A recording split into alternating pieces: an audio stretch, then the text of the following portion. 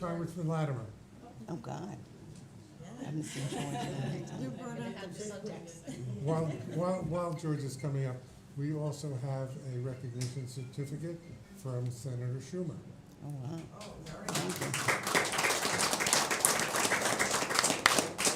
You've been asked to make the presentations up From there. there? Okay.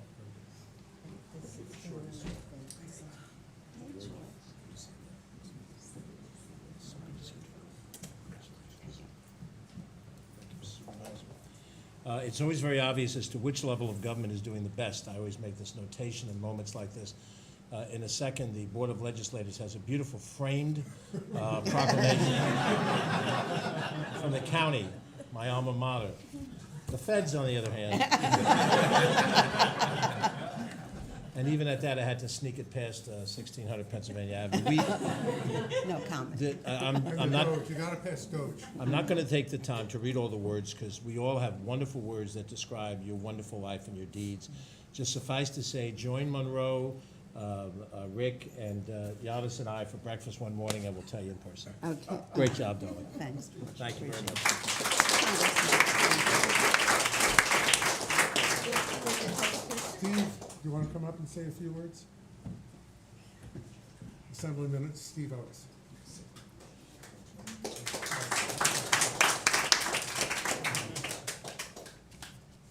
Well, this is a day of love because everyone here loves you. Thank you. But the thing that I would like to say is what we all know.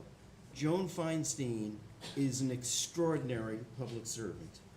And the elements of that are clear. You used one of the words before. It's fun. It is fun. Fun. And this is for everyone in local government. If you're not having fun, get out of it. But you should have fun if you're doing it right. And so that was always your philosophy. But I had the privilege of working with Joan in many capacities. When you were mayor, we worked together on the Rhinetown Park Commission. When you were mayor, when I worked for Susie Oppenheimer. And Hotel tax. but the thing that is always about you, Joan, is it is always about the merits of the issue. What's the right thing to do, whether it's for the school district, whether it's for the village, the town, whatever is going on. Your clarity in making that the value, not politics, not nonsense, not personalities, that is the extraordinary model for everybody else to follow. And just an honor and privilege that we've been able to work together in so many different ways. I also bring love from Shelley Mayer, who was to be here, but her plane connection from Washington, the plane got canceled. I spoke to her on the phone a little while ago. She sends her love. But congratulations, we have proclamations from both the Thank you. Senate and the Assembly, and you are a great public servant. Thank you. And as Gary said, you're gonna be on the phone with all of us. We want those phone calls and the good guidance, so Thank you, sir. congratulations.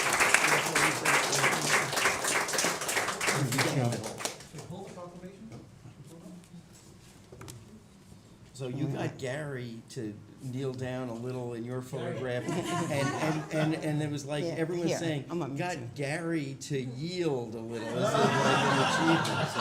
I know how to do that. Right?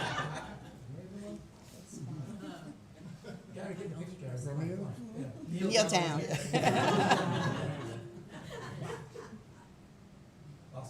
Thank you. Congratulations. Thank you so much.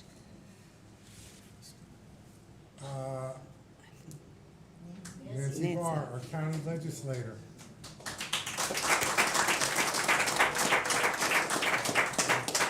Wow.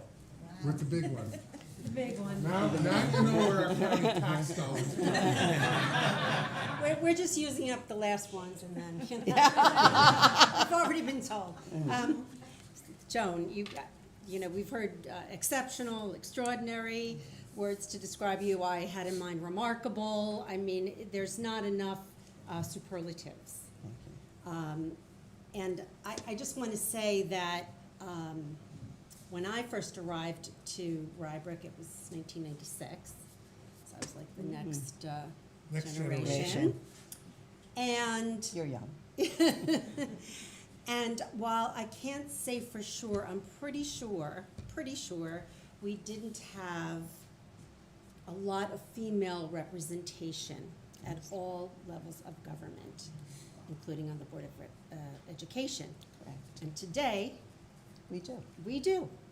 And I think that, you know, and we have, you know, 2 women on this board. We have, do we have 2? Yeah, we have 2 on, only 1 now? Okay, well, we'll get back to that on the Rybrook. And of course, on the Board of Education, we now have, I think, 3 women. So, I mean, this is really, I feel, in large part due to your example. I think when I first ran for the school board, everybody said, well, you know, you should meet with former members of the school board. And, you know, when I met with you, I really, really felt a connection. And I really felt like, okay, you know, I can do this. And I felt like there is something about, you know, being a woman that's really important in government, and it's an important aspect of representation. And we had many lunch meetings over the years, and it was really, for me, very, very helpful, enlightening, and fun. So, and to your point, you know, there's so many people that we meet when we're doing this type of work, and it really, it's really something that is very gratifying. So I appreciate your mentorship and your friendship, and I'm really glad you're not moving very far away. No, Really we're glad to hear that. Close by. And I do have a proclamation Thank here from the Board of Legislators, and we do have, at the bottom, after all the superlatives, we do have that July 15th Mhm. will be Joan Feinstein Day in Westchester. And God willing, the Jumbotron will be working. I have to go, we'll have to go there to see Yeah, it. we'll have to make sure, but you Thank you. absolutely Thank you. have earned every Thank you, second Nancy. of it, and we're so pleased to be able to give this to you. Thank you. Thank you for that. I do have something funny to say.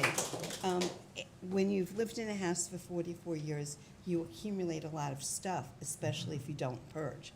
Gary, you have to purge. And we've had conversations. One of the things that I found was when I ran for the school board in 1993. I'm going to tell you what one of the bullet points was. We need female representation on the board. True. I believe you. Yeah, Right. that's, and Right, Monroe? grudgingly, but you did. You set a great example. Thank you, as you And have too. proved that women could do it. And make a difference as That's well. right. Yes. You know, I knew that all the time. Yes, okay. Thank you. so much. Okay, I hope you're enjoying your work. I think that's the elected, oh. Jason, Jason. hiding behind this, Yes. hiding. Hiding.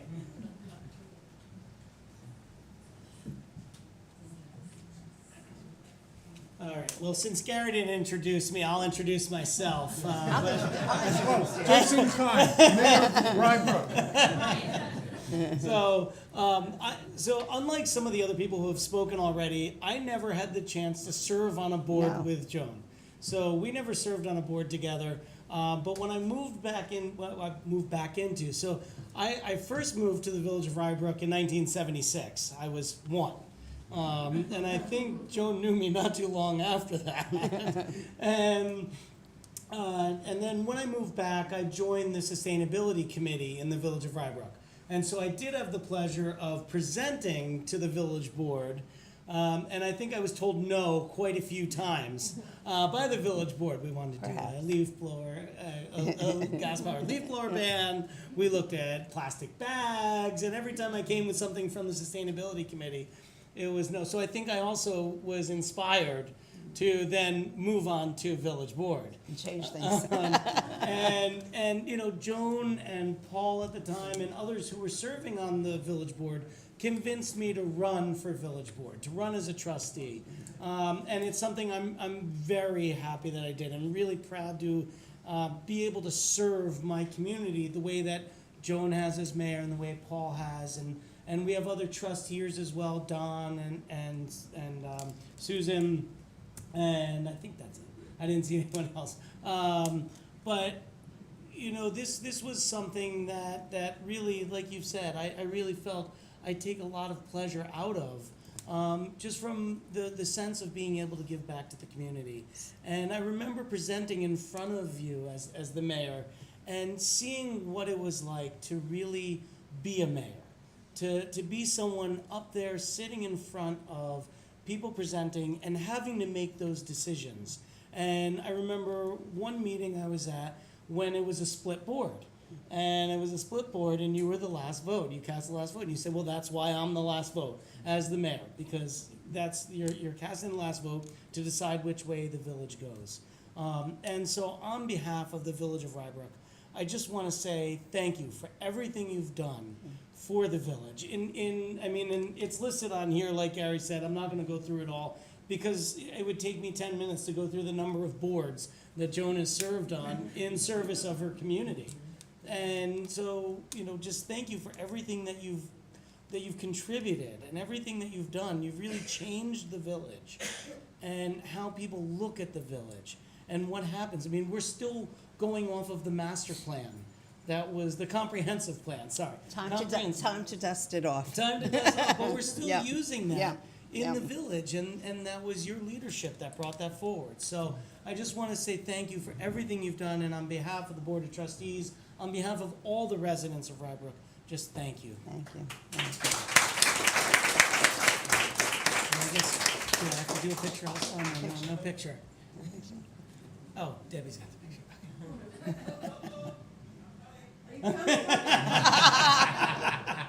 I was like, I don't get introduced, I don't get a picture. I don't do anything happen. You may proceed. Thank you, John. Anthony's not only our photographer, he's our DJ. Thank you.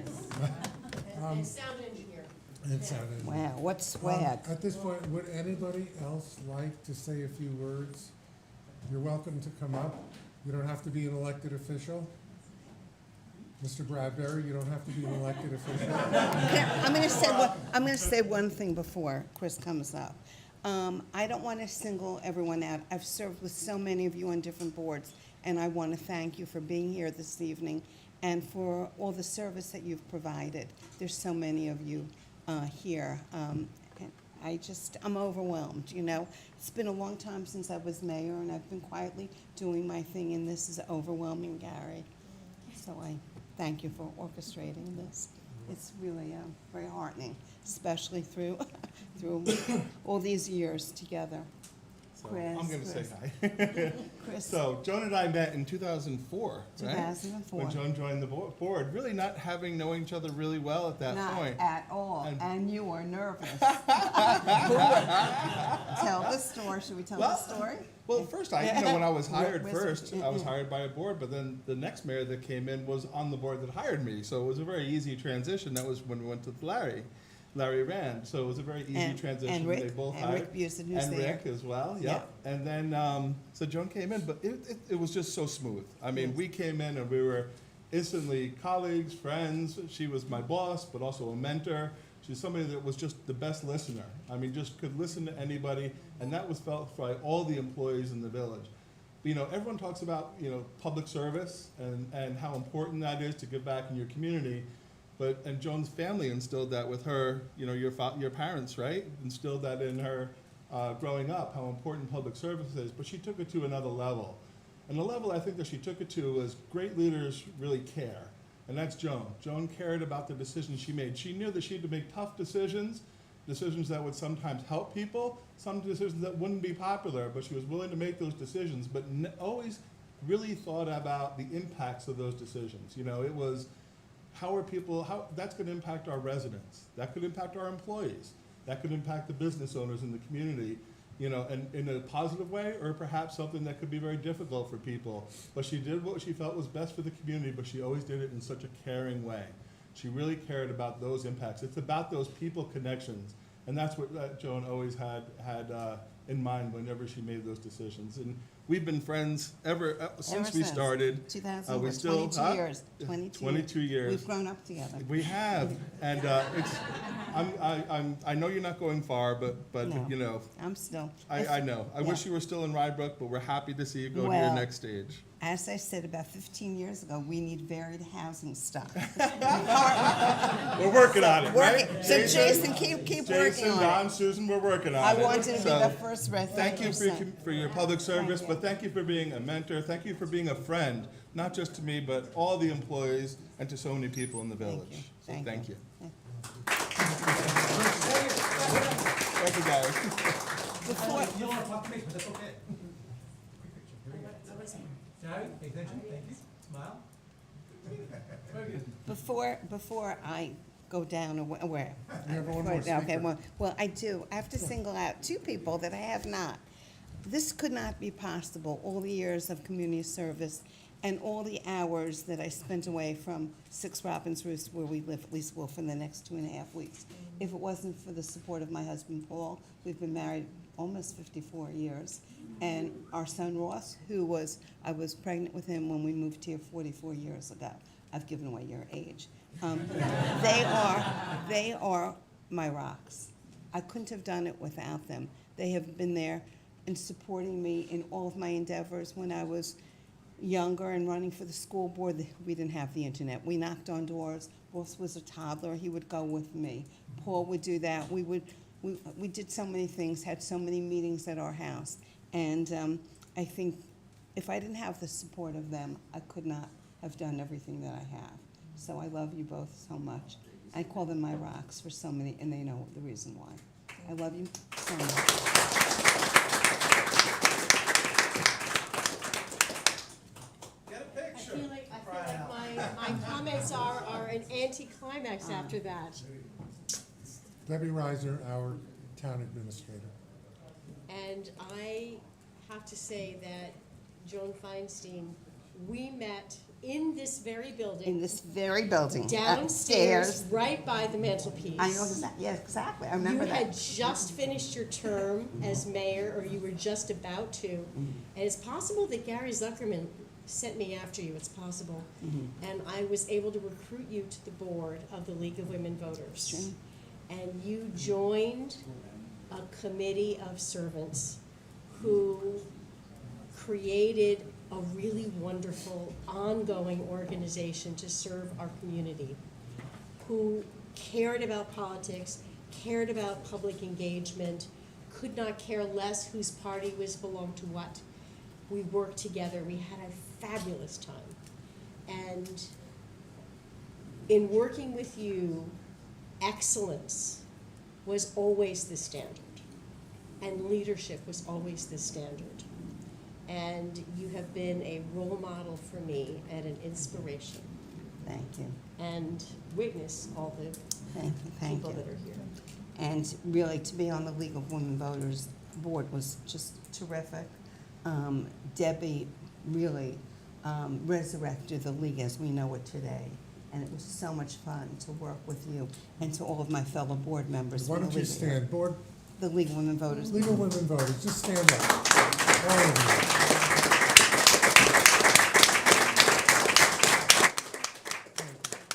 And we've gone on to Memories. working with one another for For- the town committees. Yeah, exactly. I want to express my gratitude. Thank you, and gratitude and respect and admiration back. Thank you. Thanks, Debbie.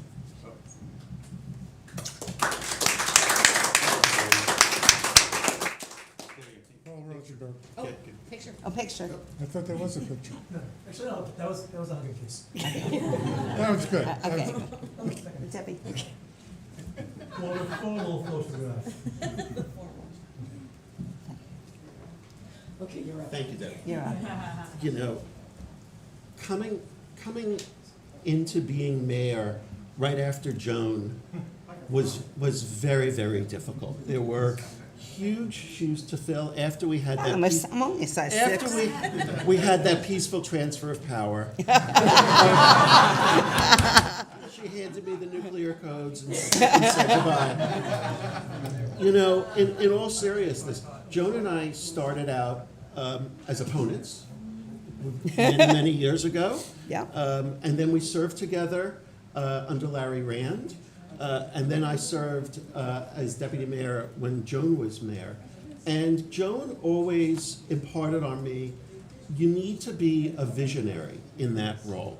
And you can't just think about the now, you need to think about 20 years from now. And that really stuck with me. And throughout COVID, while I was mayor, Joan was such a huge resource to me. I can't even tell you.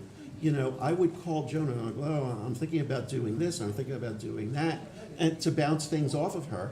And, you know, it's unbelievable to be able to have, you know, a former elected official, a former mayor, to really be able to do that with. And, you know, I know that I said it when we had your final board meeting, when you retired from being mayor, but, you know, the village really owes you a debt of gratitude, because you, as the first woman mayor, And the the only. first female mayor, and the only female mayor, Did you you know, believe that? you really, like I said, you left big shoes to fill, you set a very high bar, and the village is better off having had you in it. So I just Thank you. wanted to say Thank thank you for everything you did. Thank for you.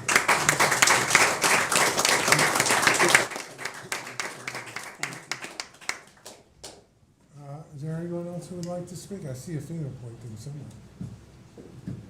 If not, Could we have all of the presenters who are still here up on the dais to take a photo with Joan, please? My big brother. We'll get after it. I'm the short one here. let me come on this side. Me? No, no, you No, can't. no, no. Nancy, stay on this side. Let's balance it out. Let's balance it out. George had to leave, so George. Yeah, you stay on that side. Chris. Okay. I'm stuck in the middle here. That's okay.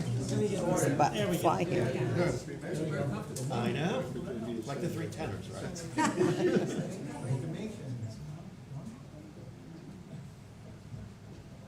Smile.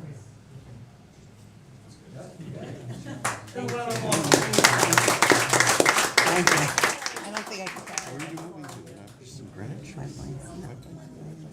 Yeah, yeah, all close by. Yeah, definitely. Can you carry those? Yeah, Sure. yeah.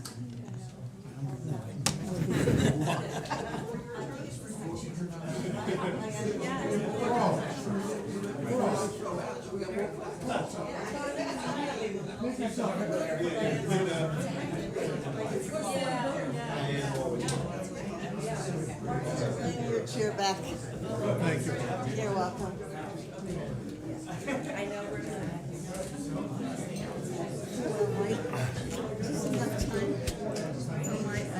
Okay. Everybody, we're going to have the business portion. Everybody's welcome to stay to see how efficiently the town of Rye runs its meetings.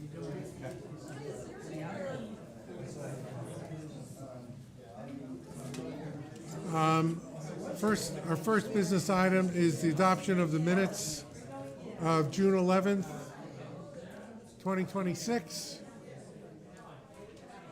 Motion? All in favor? Aye. Public comments on non-agenda items. There is a young lady here who wishes to present briefly. Please, at the microphone. Yeah. Why don't you just wait until the noise subsides?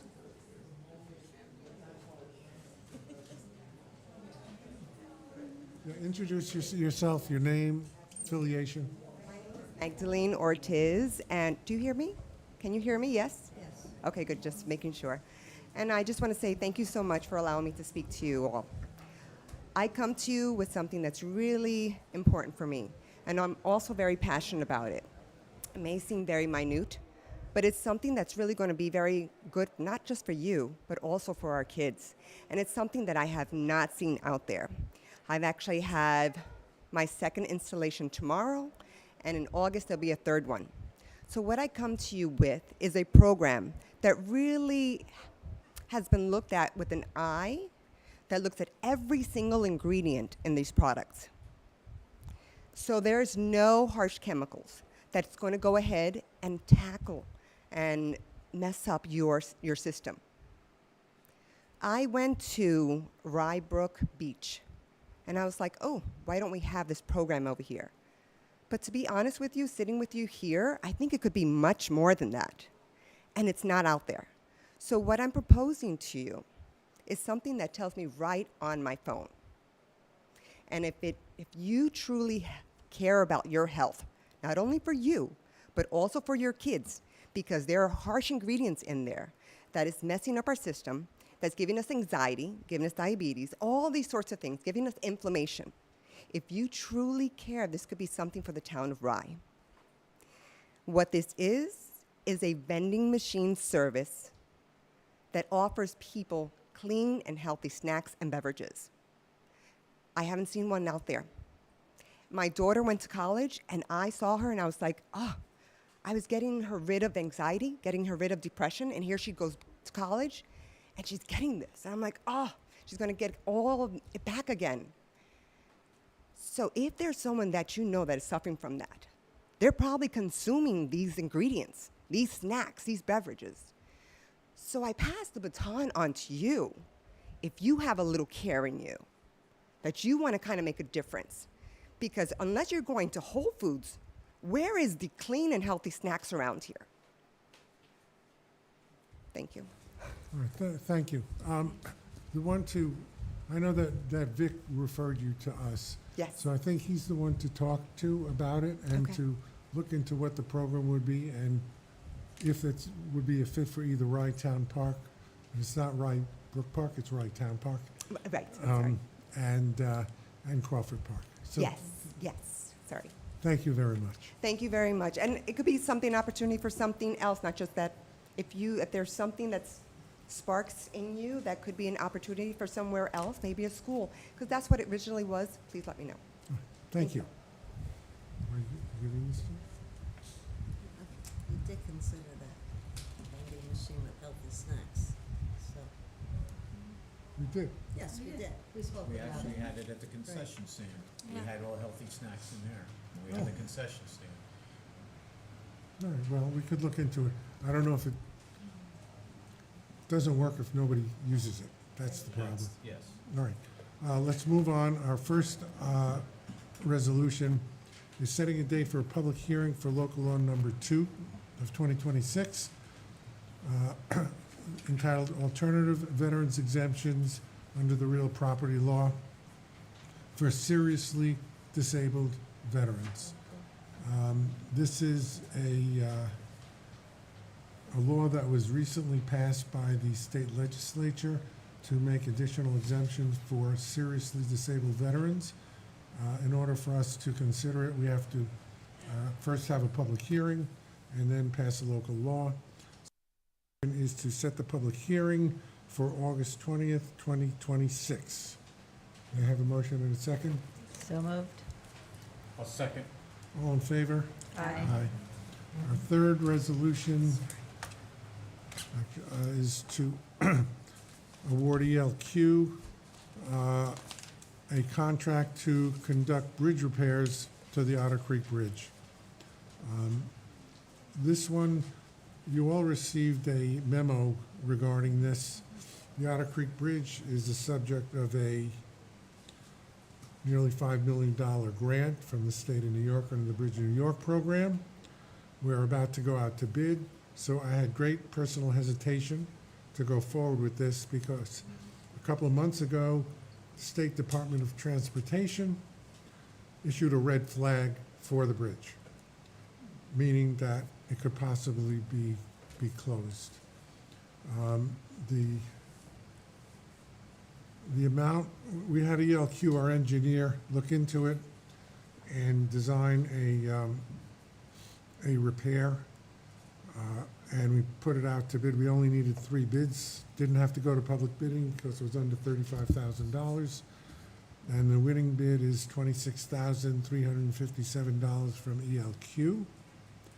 And as I say, there's a memo attached where our engineers recommended that we do this repair for several reasons, including the fact that it's going to take a year or 2 to get the bridge totally renovated. I shouldn't say renovated, replaced. Replaced. So, any questions about this? What's the timing if we do this fix and completing the fix? Like, if we do these repairs, how long is that process going to take? Probably about a month. That's it? And then it will be operational and Be op- functional and safe It'll be until we safe can start doing the unless something remainder? else happens. That bridge has been yellow flagged for about maybe 5-6 years, maybe a little bit longer. And it was just a matter of time before they red flagged it. Once they red flag the bridge, they can come, if we don't do anything, they'll come and shut it down. So, as much as I don't want to spend the money, being that we're going to replace the bridge, we're kind of stuck. In my personal opinion, we don't have a choice. Because if they shut that bridge down, we're really going to hear it from the people in that area. Randy's gonna hear it. Yes, Randy's going to hear it. Yeah. If there are no other questions, I have a motion and a second. No, that's fine. Says the former highway superintendent. Do we have a motion and a second? Yes. Call the roll, please, Hank. Councilperson Friedman? Yes. Councilperson Jaffe? Yes. Councilperson Selyer? Yes. Councilperson Nardi? Yes. And Supervisor Zuckerman? Yes.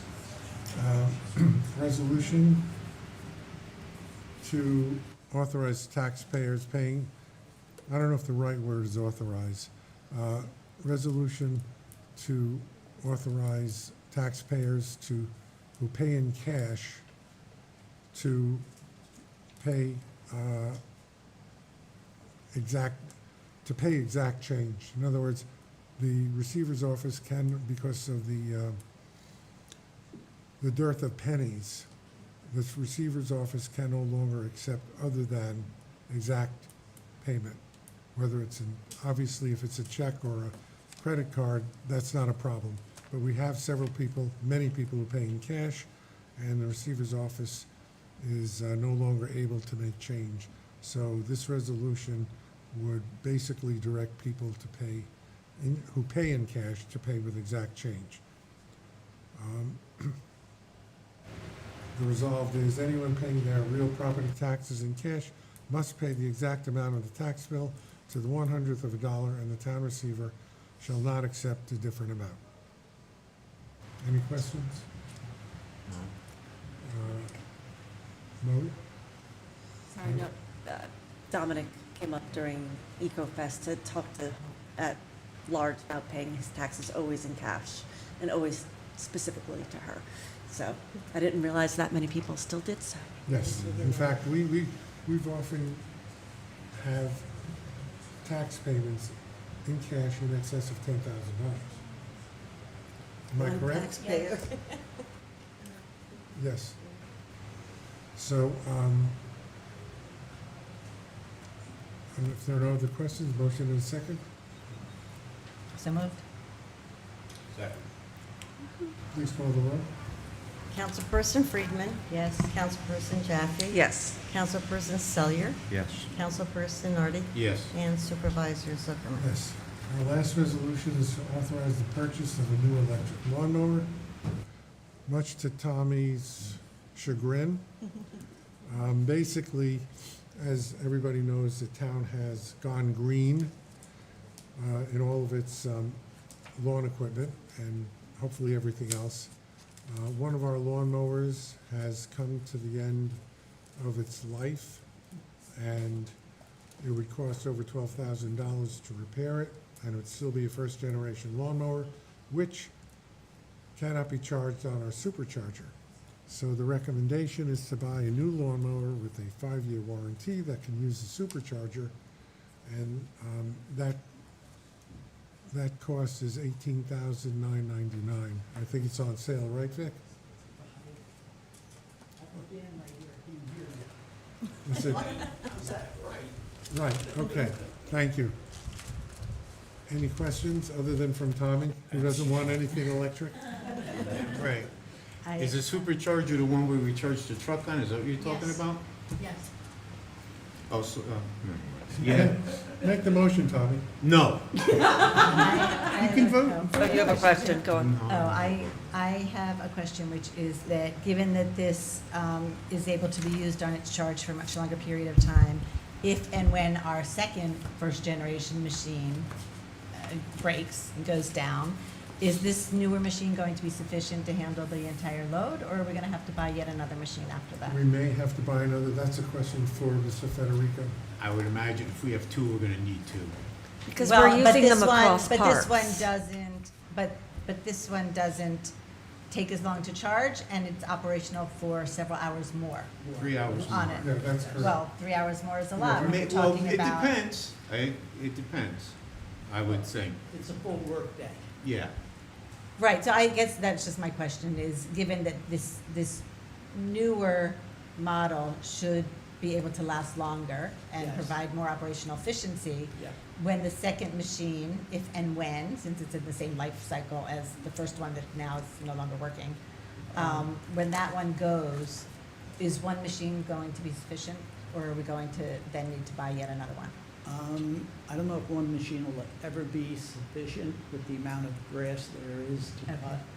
cut. I think the answer, Debbie, is that we need two machines at all times. Yeah. Because of the amount of grass that has to be cut.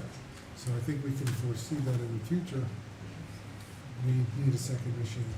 And I've already started discussion with Debbie and Vic that what we really need to do is plan on the obsolescence of all of our equipment and set money aside so that when that happens, we can readily purchase whatever's necessary, whether it's a lawnmower or in the future a new truck or whatever it is.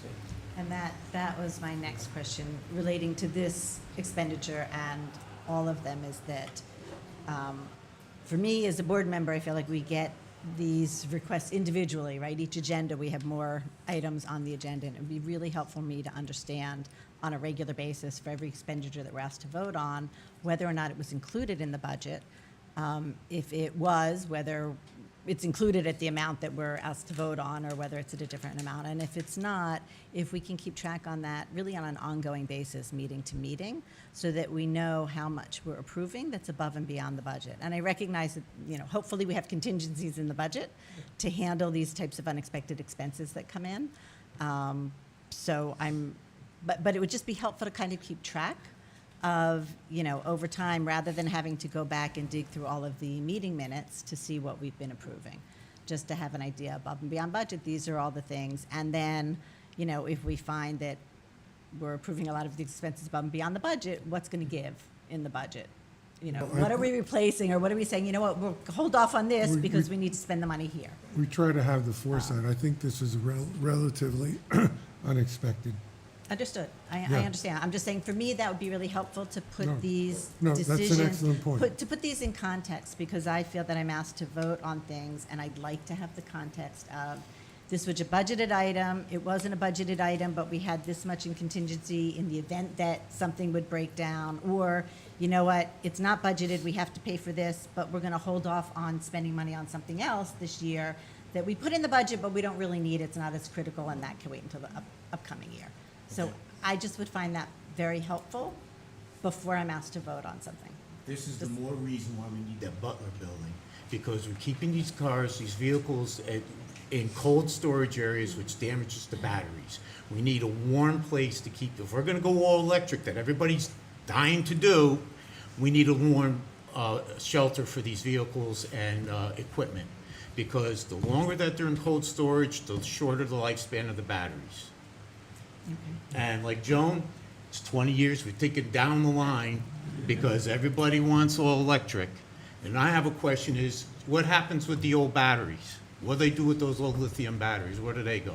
From these machines, they're either reconditioned or, used again, recycled.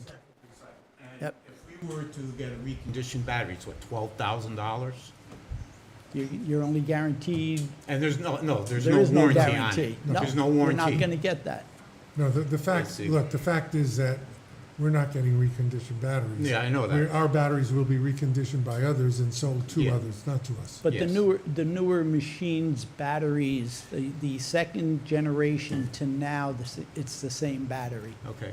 Now, you're saying you're getting you're gonna get an 8-hour day out of it. And I'm not looking for an argument, because I'm gonna vote yes on Okay. this, but I want it just for myself. It's an 8-hour day. Now, your machines, they have multiple speeds, right? Yes, So I imagine the faster somebody travels with it, the less lifespan you're gonna have in the battery. Instead of 8 hours, you might get 6, or maybe 7, or 5. we cut at low speed, You cut at low speed? yes, And what about, now the blades all go at 1 speed, I take it? Yes. Or 1 RPM? yep, Okay. yeah. Plus, It's just for me, just- because yeah. I'm, I Tommy, you understand that. always Let's, ask good questions. I'm let's- fascinated by your questions. let's go to one more thing with the supercharger. We come in the morning and one of the people forgot to charge the machine. So 7 AM, we don't have that machine, but by 11 AM, we have that Yeah. machine. Now, these batteries with these machines, are they specifically just to that one machine, or are they multi-purpose? It's Specifically for that. specific, it's just like the truck, it's just, Yep. it's Yes. built in and that's Yep. it? Yeah. Okay, Yeah. And they're Tesla batteries. okay.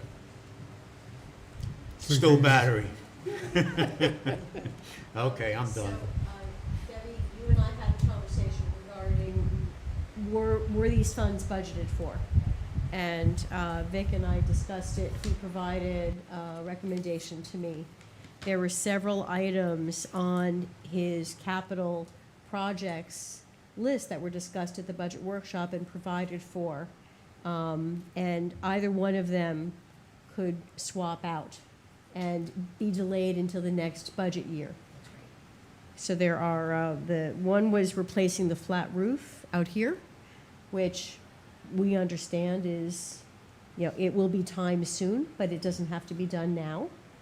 And also there are various exterior repairs that we've discussed with the architect, that we've requested proposals. We haven't quite gotten them yet. So, Okay, so that can be something that could move Correct. into next year. correct. Thank you. I appreciate you looking through everything. But these repairs, especially if they're external, they need to get done, because once you start getting external, it starts going internal, you're gonna start rotting out structure.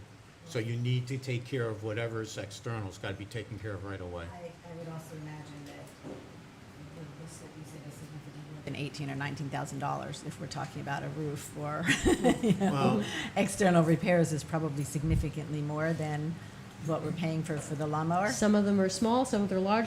Until we get those proposals, we don't know. At some point, by the way, at some point, we're gonna need to replace the roof on Crawford Mansion, the whole roof. So that's gonna be a large. But that's something that should be budgeted for in a budget. Well, I that would mean, have to be capital. hopefully, longer term, That looking would ahead be a- long that term, would it's be a not that we're bond gonna get issue. to the. That would be a bond Right, issue. I mean, How we're not old gonna is get the to the roof? point where we have leaking coming in through the roof because we didn't take care of that or plan for that in advance, I would hope. That's not how Right. we operate. Right. How old is our roof? We didn't do the roof when we did this, because it was fairly new. We didn't need a roof. We didn't need it at the time. Right. We didn't need the roof at the time, that's the reason why it wasn't done. Right. Discussion is finished. Yes. Do we have a motion and a second, Hope? No, not yet. Motion and a second, please. I'll move. Please call the roll. Councilperson Friedman? Yes. Councilperson Jaffe? Yes. Councilperson Selyer? Yes. Councilperson Nardi? Reluctantly, yes. And Supervisor Zuckerman? Yes. Our reports are submitted. This meeting, the assessor, Crawford Park, the financials, the receiver's report, and the town clerk's report are all submitted and part of the record. And with that, may I have a motion to adjourn? I'll second that. All in favor? Aye.